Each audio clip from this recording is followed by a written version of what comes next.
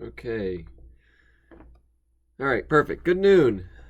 It's taking a little bit to load there, so my face may be a little bit just pause there for a bit. Um so I have just sent an email with all the details for the test that will be occurring next Wednesday, April 1st. So I'm going to quickly spend some time just outlining some key features there. Uh, and yeah, if you have any questions, I'll give some time for that. But otherwise, sorry, I just checking my system here. Otherwise, please ask those at a later time. Feel free to ask those. I'll give time on Friday to ask more questions. So the test will cover the content covered in weeks 5 through 9 in the Files tab of web courses. So if you go to the Files tab, you can see here weeks 5, current and circuits, DC circuits, magnetic fields.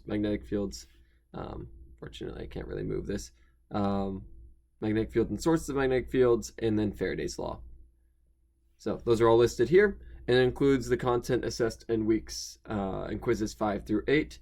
For this, for the test, you can use whatever you want. So previously, it was just allowing the note card, but because this is online and there's no way to really prevent you all from using other resources, I'm just going to make it in the assumption that you'll use other resources and allow that. So you can use your book, you can use notes, you can use my PowerPoints, whatever you want to use. I am making all these questions from scratch, so there should be no way for you to just copy and paste them and find the exact question, but I'll also be checking that as well. You are not allowed to use other individuals in the test, so please do not do that. If I catch any kind of hint of that, there is repercussions, because basically that is what cheating looks like on this test, is working with other individuals on the test. Please do this individually. That is the purpose of this test, is to test your understanding. The test is going to occur, as I mentioned, next Wednesday, April 1st, and you're going to have 90 minutes to complete it.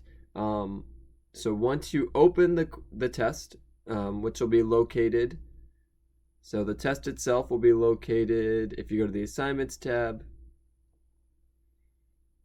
it's going to look a little different on my end than your end, but assignments tab and midterm 2. So you open that up and start that. You'll have 90 minutes, but it will be a 12-hour period during which you can take it. So that period will open at noon and end at midnight. So you can take the test anytime in there. However, if you decide to take it really late in the evening, please take it at 10:30 at the latest, because that hour and a half does not go past the 11:59 deadline. So if you start it, for instance, at 11, you've given yourself only 60 minutes instead of the 90 minutes. All right, it's going to include 20 multiple choice questions. It sounds like a lot of questions, but I've actually made these questions simpler than the ones you saw in test 1. I made those more complex because there was only 8 of them, and I was giving partial credit. But this one, they're much quicker questions overall. Some are a little bit more in depth, but they're going to be pretty quick overall. And they'll be randomly pooled. So I'm going to make a bank of more than 20 questions. And each person's test is going to be randomly pulled from that bank of questions. This is done to prevent cheating, and the questions will be in a different order as well. So again, just to dissuade you all from working with each other, you will have different questions from other people. And yeah, so there you go. So I'm getting some quick questions, so I'll answer those really quickly. Someone asked, Andrew asked if there will be a lecture that day. There will not be a lecture that day. It will just be the test. Brandon asked if we're still going to do a note card, and we are going to continue. Like, I will do the review day on Monday before the test, and I'll do the same thing like I did before with making the note card, just to kind of, I think that nicely highlights the key information, and the key equations and the content that'll be on it. The exam questions will be similar to the quizzes and problem sets. Every question I've given, well, the quiz problems are ones I made from scratch as well. So the problem set ones are actually ones from the OpenStax books. But yeah, they will still look like them. I am referring often to the quizzes and the problem sets to make certain that the questions are similar in form and structure. And the last question I saw, what is the test being graded out of? It's going to be graded out of 100, just like the other test, worth the same amount of points. So each question will be worth 1/20th of that 100 points, so 5 points. And physics I care about, I'm going to make it, I will move that deadline. So thank you for reminding me, and I'll send out an email about that. Physics I care about number 2 I'll move that to, I'll figure out the exact day, but it'll be sometime after the test. Probably the Monday after that test, so still lots of time. Okay, so there's all the questions. The last thing I haven't talked about is the grading. I won't be able to do partial credit. I was brainstorming if that was possible because it's something I'd like to do, but there is no way for me to give partial credit without making it very easy for people to work with other people to generate solutions together to problems. So because of that, because there's no way I could really figure out to do that, I'm not going to be giving partial credit. So there's 2 changes I made in response to that. I increased the number of multiple choice questions to provide to get more flexibility and more less punishment if you do miss a problem. And the second thing I'm doing is providing a assignment where you will be allowed to make up some points that you lost on the test. So I've already posted this assignment, so you can see it. It's the one titled here, Midterm 2 Makeup Points. So the current plan for that assignment is that you can choose any 2 problems that you missed on the test. So you can choose any 2 problems, and you will have until Friday, 4/3, so that is 2 days after the test, to provide for me. So you'll submit it in this makeup points thing. You'll provide worked out solutions to those, and if your worked out solutions are correct, you can completely earn all the points back on those 2 missed problems, which means that you can earn back, since the test is out of 100, you can earn up 10 points back on the test. So basically, yeah, you can get back points for missing 2 problems entirely. You will not have the solutions in this time period. You will not have which is the correct answer. So after you take the test, you will be able to see which questions you got wrong. You will not be able to see what the correct answer is. So you will need to spend some time reworking through those to kind of figure that out. And again, you can use any resource there except other people. But yeah, the purpose of this is both to give some flexibility, and depending on how test scores are, I may increase that from 2 to maybe 3. We'll see. I have to see how the test scores are. But currently the plan is 2, and if that's insufficient, I'll figure that out after the fact and do something about it. I will post the answers later. So after Friday, and I need to adjust this actually. After Friday, you will be able to see the correct answers for every problem. That is a feature that I can do in the web courses. Is I can actually make it so at a certain time you can see the correct answers, but that will be after this Friday 4/3. And I will also post worked out solutions to all these problems as well. So there'll be a lot of problems to work through, but they're quick. So I'll provide that worked out solutions after the fact. Okay. So that is all the details there. I wanted to quickly go through that. Take some time to digest that, but if you have any questions, feel free to kind of ask me throughout this, and I'll probably answer them during the break. Or if you have any questions, I can answer them during future lectures or through email. If I get a lot of the same question through email, I'll make an announcement about it. Okay, so moving on to the content. So last time we finished up Faraday's Law, and reminder, Faraday's Law is the last section that will be on this upcoming test, so Faraday's Law will be on there. But we started inductance, and I quickly introduced this idea of self-inductance. And I kind of highlighted specifically that what it is the property of the device that tells us how effective the device is at opposing a change in current. And so before even getting into some of these equations, I want to quickly give an example of where this comes into play. Why we care about inductance and what kind of situation it arises from. So the easiest example to give is imagine a circuit, a simple circuit with a battery, and I'm just going to put like, this is a solenoid. We're going to talk more about these in circuits. So this is a solenoid. This is the symbol for it in a circuit. Remember, a solenoid is literally like a slinky. It kind of looks like what I've drawn here. It's just this coil of wire that makes like a tube. And what I want to kind of show in this problem, an example of where inductance comes in, is imagine in the beginning that the circuit is open, so no current is flowing. So open circuit, no current is flowing. But imagine that I then close this circuit. Well, clearly what's going to happen is current's going to start flowing. It's going to want to move from the positive terminal to the negative terminal of the battery. However, here's where the solenoid comes in. Remember, a solenoid, again, is that kind of literally this is what it would look like, coming like a slinky. The second current starts flowing in here, this is where we're going to need to start remembering Faraday's law. The second current starts flowing here, we can actually use that right-hand rule 2.5 to see that that is going to, so we curl our fingers in the direction of the current, and you get a magnetic field pointed upwards. But remember, Faraday's law says, Faraday's law, there will be an induced EMF to oppose a change in flux. In magnetic flux. So that's the formal definition.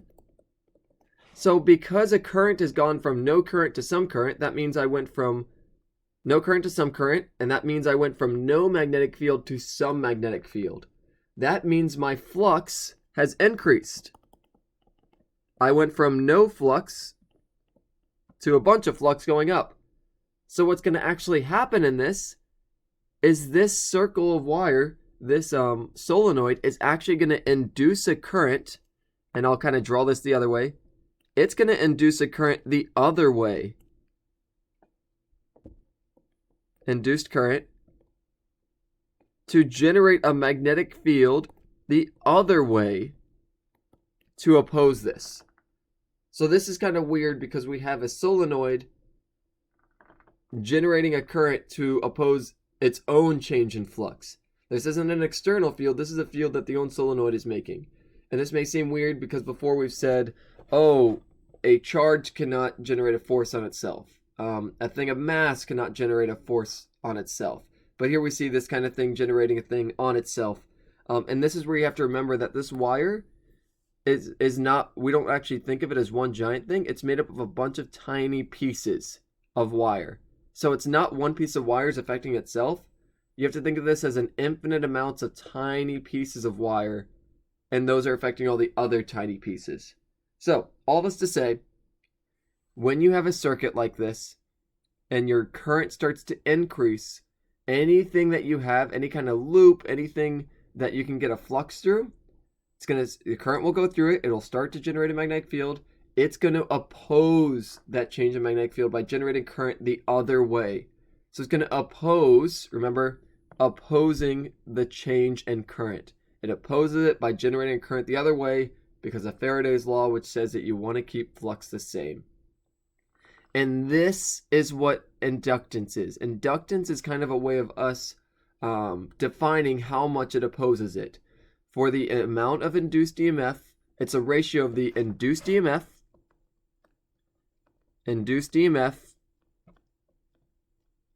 over the change in current. So for instance, we can imagine in that last one, and I'll go through some example problems with numbers, and that'll hopefully clarify that. But imagine that situation that we just talked about with the current going through, that there was some change in current. I went from nothing to something, and that induced an EMF, and we can get this quality, which for different devices, you're going to have a larger inductance, which means you're going to get a higher induced EMF, depending on how quickly that rate of change is occurring. Or if you have a slower inductance, you're going to get a smaller induced EMF based on the same rate of change of current. So different devices will, a higher inductance means that it opposes a change in current more. A lower inductance means it opposes a change in current less. For the same change in current, you get either bigger induced EMF or smaller induced EMF. That's what this inductance variable is representing.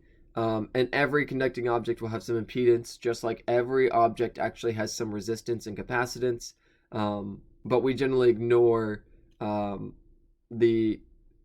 if it's not a resistor, we ignore its resistance. If it's not a capacitor, we ignore its capacitance. If it's not a solenoid, we ignore its inductance, is basically how we consider this in actual real-world circuits. Okay, I'm going to very quickly work through one example. just because, again, to kind of keep to my 15-minute time frame, we spend a little bit of time in the questions, and during the break, I'll kind of take any more questions you all may have about that. But I'll quickly do this example problem.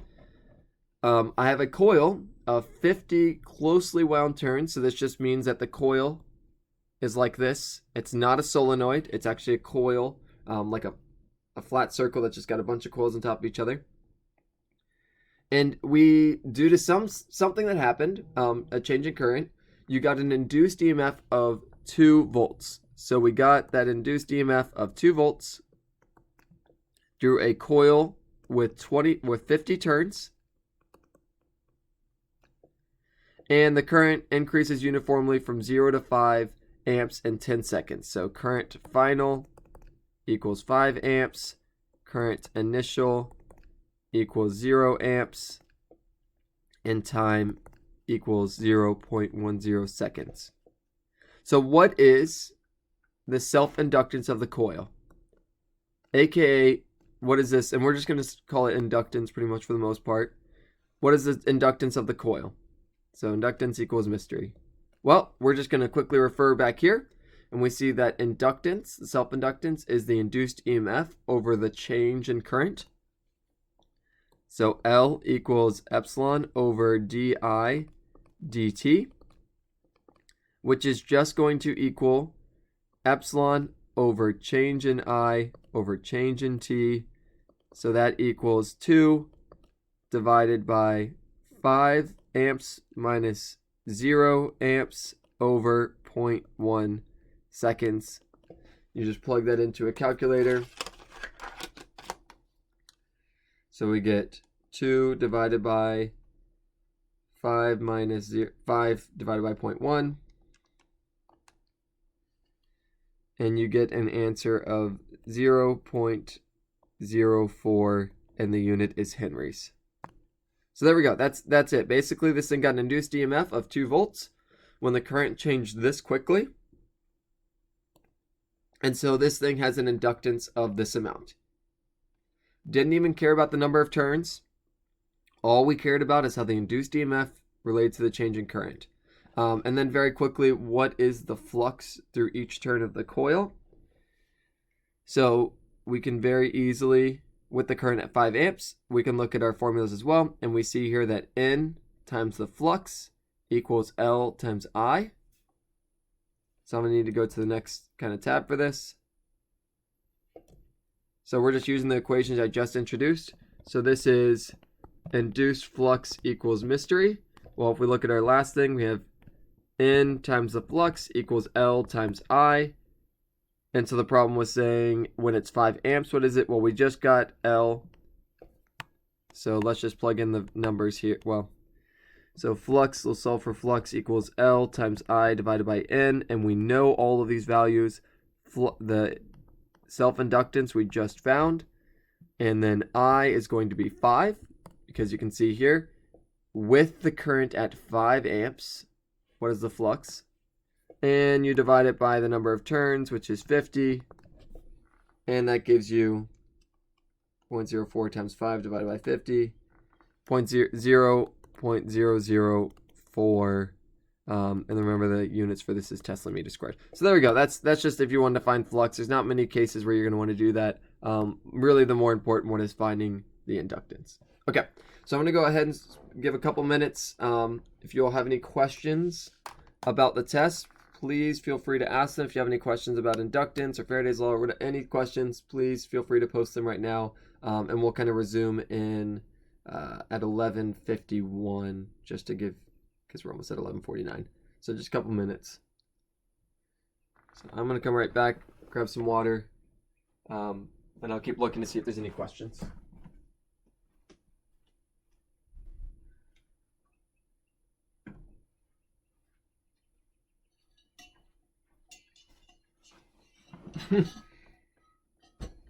Alright, someone had a question if I can show you the dog. Oh, I think this will show him. He's just sleeping right there.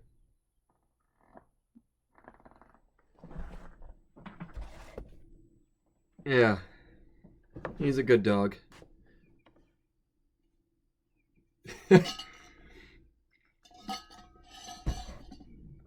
He's a very chill dog for certain. Yeah, his name's Buster. He's 5 years old now.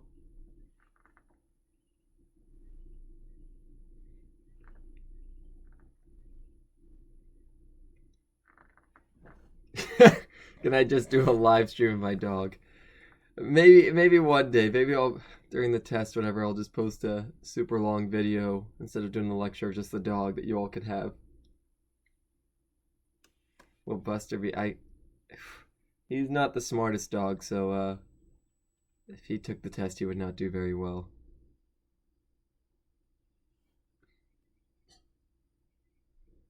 Yeah. Can I show part B? There you go.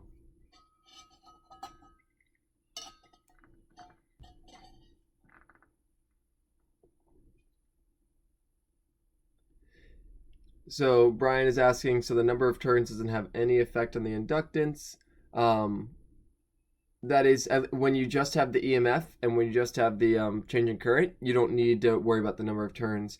However, we're going to find that there's actually equations for inductance due to specific geometries. Remember, we had a specific equation for capacitance due to parallel plates. We had we had an equation for resistance. That one's a bit more general. We're going to find a specific equation for inductance that will account for the number of turns, but it's specific to a solenoid, and that equation won't have induced EMF or change in current. So in this case, kind of when you have to think about is the reason why there was an induced EMF of 2 volts when it went from 0 to 5 did depend on this, but that's kind of a hidden effect. We just kind of saw the end result, and that end result was due to the geometry of the wire. But because we had the end result, we didn't actually have to worry about the construction of it. We had kind of the input and the output and the things that the physics behind what actually caused it, the geometry of it, we didn't even need to worry about. Is this related to resistance in any way? This is different than resistance because this is opposing a change in current. Resistance just opposes current. This is opposing a change in current. So if you see here, if the change in current, if there is no change in current, inductance does nothing. There's no result. Okay, so we're going to go ahead and continue onward. This is the exact same slide, so I'm going to delete it. Same problem. This is one of the questions that is going to be on the clicker question. So I ask you, what is the magnitude of the rate at which current through a 0.3 Henry coil is changing if I have an EMF of 0.12 volts? So I'll give you all the hints. It's going to be the exact same equation, L. So I'm not going to go through the problem, but it's just going to be L equals EMF over di dt. And so there's that magnitude of the change in current. And then there's the other 2 variables. So pretty simple one there. Okay. And then the question is, how does the inductance for so kind of moving forward, how does the inductance for an object change if at some time it has a current of 5 amps through it and another time it has a current of 10 amps through it? So this question is basically, does the amount of current affect the inductance? And that's where we can easily just look at our equation. Inductance equals EMF over di dt. And we look at this equation, and there is no I in this equation. And you may be like, but there's an I right here. And I'll quickly... But there is a di dt. So change in current matters.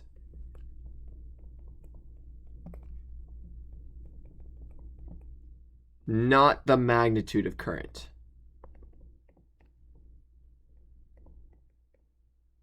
Magnitude of current. Okay. So what all of this means is that the inductance does not depend, using this equation, the inductance does not depend on how much current is going through it. It depends on how quickly the current is changing. So, for example, let's remember that last problem that we just did with the coil. I had the current changing from 0 to 5 amps in 0.1 seconds. I could have instead said the current changed from 5 amps to 10 amps. It didn't matter what didn't matter that it was 5 and 10, it mattered the difference between them. It mattered they went from 5 to 10 in a certain period of time. So it's the change in current that matters. The value of current itself doesn't matter. So if we kind of look at it this way, that's one way of solving it, is using this equation. So the magnitude of current doesn't matter, but the rate of change of current does. And what we're going to actually kind of talk to in the next slide is even more so what we're going to be kind of leaning on. So we have this one way of looking at it. I'll leave this for a couple more seconds. But the other way is, remember that equation, the first one we started with, which was the number of loops times the flux equals the inductance times I. And so you may look at this and be like, well, if I solve for L, then I'm going to see that it depends on current. So we see that right here. We're like, oh, inductance looks like it depends on current because I have current in the denominator. But this is where you need to remember, this is where we actually have to plug it in. So we're doing a solenoid in particular. And remember that the flux through a solenoid is this equation. This is one that we actually calculated in a previous slide. So the flux through a solenoid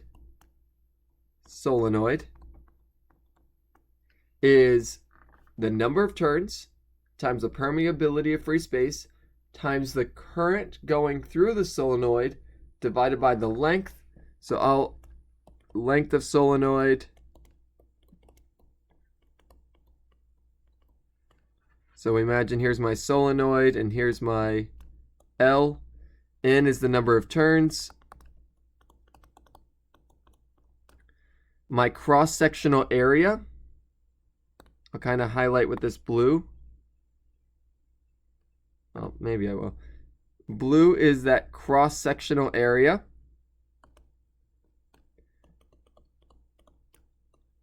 So every solenoid is going to be a circular cross-sectional area. So it's just going to be pi r squared. And then I is the amount of current going through that. Okay, so all that to say, we solve for L here, but then we have the magnetic flux through a solenoid. So we're going to take this equation, the N times mu naught I over L times A, plug that in. So you can see here the N got squared. Kind of write this out a bit more. So we have N over I times the flux, which is N times mu naught times I over L times A. I just plugged in the flux for the solenoid down here. So you get N squared mu naught times I times A times I times L. And what you see here is that the current ends up canceling out. So while initially it looks like the inductance depends upon the current, we see that when you actually do it, the amount of flux also depends upon the current. And so those two things end up canceling. And you get this nice result, which is the inductance for a solenoid is just the permeability of free space times the number of turns in it squared times the cross-sectional area divided by the length of the solenoid. That's one way of writing it. Another way is this little n, which is turns per unit length. So little n here, so n equals capital N over L.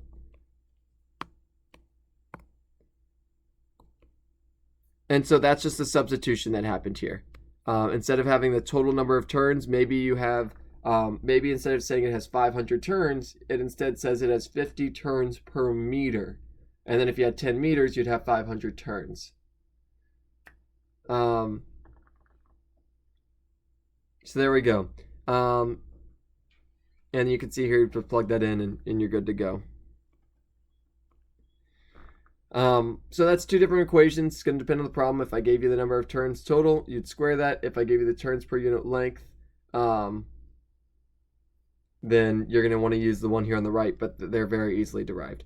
What's important here is it's purely a geometric property, or geometric quality. It purely depends on If we look at all the variables here, how many turns per length, the area, the length of it, and the permeability, which basically in this problem means what is inside of it. In all of our problems, it's going to be vacuum, but in the real world, you would actually put a different material, and that would change this value. So this is the inductance of a solenoid. And a solenoid with L of inductance of 1 Henry will be very large, literally physically, compared to other circuit elements. So if you see a solenoid with 1 Henry, it's actually going to be very significantly large in a circuit. And solenoids are some of the biggest elements in circuits in general. Resistors are easy to make small. Capacitors are easy to make small. Solenoids have to be big. Okay. So looking at this, this is what actually solenoids look like. So I mentioned that they're very large. And you can see some examples here, like a 1 millihenry solenoid is quite large. 10 millihenries is even larger. As I mentioned, they actually put metal in these because it makes the inductance larger. We're not going to worry about that here. There's some other kind of examples of what they look like. But if you saw any kind of these things in a circuit, this is a solenoid. It's basically, again, imagine a slinky. It just coils of wire. And these may not look insulated, but they are. These wires are coated in an insulating material, kind of like a paint kind of thing that's insulating. So that current does wrap around them. And even though it's in this kind of toroid shape, it still effectively is the same thing as this. You just take this and you kind of bend it, and it's fine. Question for the last one, wouldn't L need to be in the denominator? The substitution that happened here is N equals capital N over L. So N is going to equal little n times little l. So big N equals little n times L. And so if you squared that, you'd get the little n squared, and you get the little l squared, and that cancels out 1 in the denominator. Okay. So here's the next question that I'll ask you on your clicker questions. I give you how long it is. So this is the length. And it has 500 turns, so that's the N. And this is the radius. And you have to find the self-inductance of the solenoid, and I'll tell you it's going to be using one of these equations. So this is practicing that. I don't give you the area, but I give you the radius. So you're going to need to just plug that in to get the area of a circle.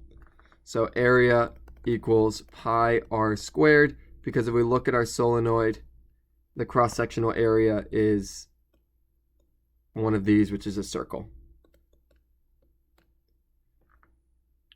Okay.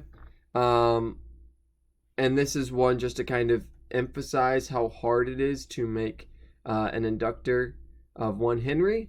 The question is, I give you the inductance, I give you how long it is, and I give you the radius, and it asks how many coils are necessary, and so you have to do the calculation. You can see here all these numbers are big, but it's going to be one of the huge ones. I'll give you that hint. Okay, the very last thing we're going to talk about today, it's going to be very quick, is the energy stored in an inductor. So remember we talked about the energy stored in a capacitor. So the energy in a capacitor, just kind of quick review for you all, is 1/2 Q times V. So we said a capacitor stores charge, and when you store this charge, you're actually storing energy. The same thing is actually happening with an inductor. With a capacitor, that energy was stored in the electric field. Energy stored in electric field. But an inductor, so an inductor actually, again, think of the solenoid.